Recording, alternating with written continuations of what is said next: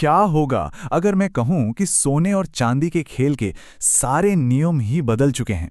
आज हम 2026 के लिए एक ऐसे ही पूर्वानुमान की पड़ते खोलने वाले हैं जो शायद आपको चौंका दे। तो चलिए इस नई वित्तीय दुनिया की गहराई में उतरते हैं।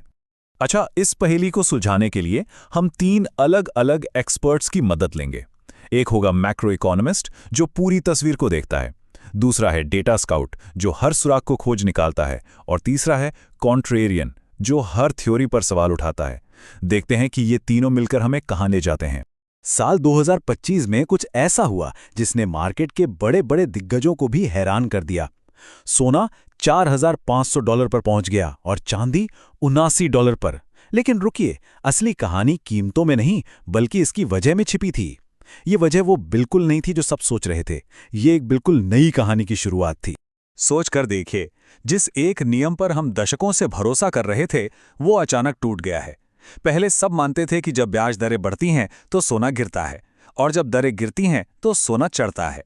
लेकिन अब वो रिश्ता खत्म हो गया है। तो सबसे बड़ा सवाल ये है कि अगर पुराने नियम काम नहीं कर रहे तो फिर इस खेल को चला कौन रहा है? और ये कोई मामूली बदलाव नहीं है, ये कोई छोटा मोटा ग्लिच नहीं है, ये तो पूरी की पूरी गेम ही बदल गई है। मतलब इस नए खेल को समझने के लिए हमें एक नई रूल बुक की जरूरत पड़ेगी। तो चलिए मिलते हैं हमारे पहले एक्सपर्ट से, द रूथलेस मैक्रो इकोनॉमिस्ट।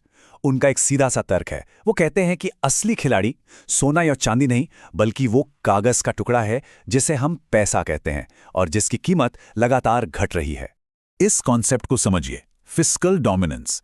इसे ऐसे देखते हैं, जब सरकार के खर्चे इतने ज्यादा बढ़ जाते हैं कि वो कहती है हमें पैसा चाहिए अभी, तो सेंट्रल बैंक के पास नोट छापने वाली मशीन चालू करने के अलावा कोई चारा नहीं बचता, भले ही इससे महंगाई आसमान छूने लगे। यही है फिस्कल डोमिनेंस। और ये चार्ट तो पूरी कहानी बयां कर रहा है। ये जो सबसे लंबी पट्टी है ये दिखाती है कि सोने का सबसे पक्का दोस्त अब M2 मनी सप्लाई है, यानी सिस्टम में कितना पैसा घूम रहा है। ये सोने के लिए एक हाइड्रोलिक लिफ्ट जैसा बन गया है। जितना ज्यादा पैसा छपेगा सोना उतना ही ऊपर उठता जाएगा। लेकिन रुकिए, कहानी यही खत्म नहीं होती। आज की जो ट्रेड पॉलिसीज हैं वो एक बहुत ही अजीब सा माहौल बना रही हैं। एक ऐसा माहौल जहां चीजें महंगी भी हो रही हैं और इकोनॉमी भी सुस्त पड़ रही है। इकोनॉमिक्स की भाषा में इसे स्टैगफ्लेशन कहते हैं, और इतिहास गवाह है ऐसे माहौल में सोना चांदी खूब चमकते हैं। तो मैक्रो इकोनॉमिस्ट की थियोरी तो सुनने में काफी दमदार लगती है ना? लेकिन क्या जमीनी हकीकत, क्या आंकड़े भी यही कहानी कह रहे हैं?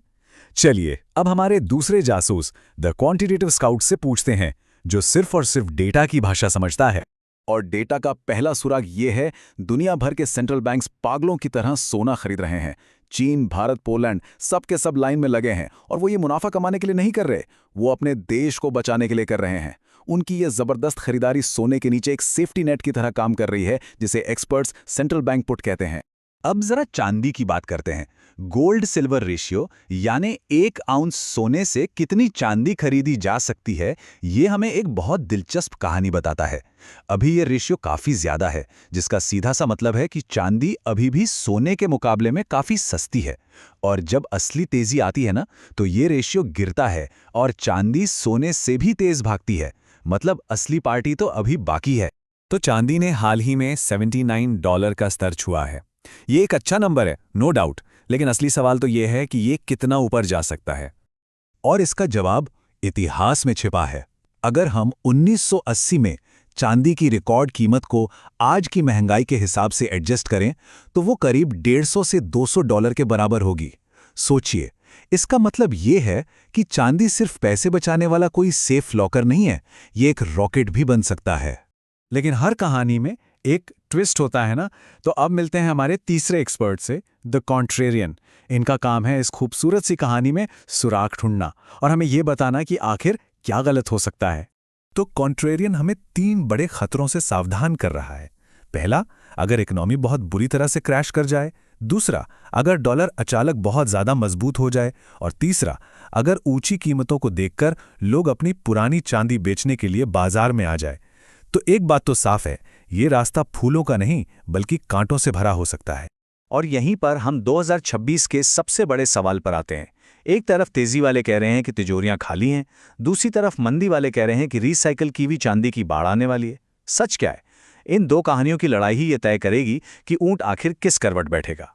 तो हमने तेजी वालों की बात सुन ली, मंदी वालों की भी, और डेटा को भी देख लिया। अब इन सबको मिलाकर देखते हैं कि 2026 का आखिर रोड मैप कैसा दिखता है। रिपोर्ट के मुताबिक 2026 एक रोलर कोस्टर राइड की तरह होगा। साल की शुरुआत थोड़ी धीमी और उतार चढ़ाव वाली रहेगी, जिसे हैंगओवर कहा जा रहा है। फिर बीच में आएगा असली पिवट पॉइंट, जब फेडरल रिजर्व को ब्याज दरें घटानी पड़ेंगी, और साल के अंत में एक ब्लो ऑफ टॉप की उम्मीद है, जब बाजार में पैसों की बाढ़ आ जाएगी और पैनिक बाइंग शुरू हो जाएगी। और अब वो नंबर्स जिनका सब इंतजार कर रहे थे। जो सबसे संभावित सिचुएशन है, उसमें सोना लगभग $5,000 और चांदी $88 पर पहुंच सकती है। लेकिन अगर बुल मार्केट ने पूरा जोर लगाया तो चांदी $115 को भी छू सकती है। अंत में रिपोर्ट का सार बस यही है, $100 चांदी तक का रास्ता आसान नहीं होगा। इसमें बहुत उतार चढ़ाव देखने को मिलेंगे, लेकिन जो फंडामेंटल ताकतें इसे चला रही हैं वो इतनी शक्तिशाली हैं कि मंजिल तक पहुंचना अब लगभग तय सा लग रहा है।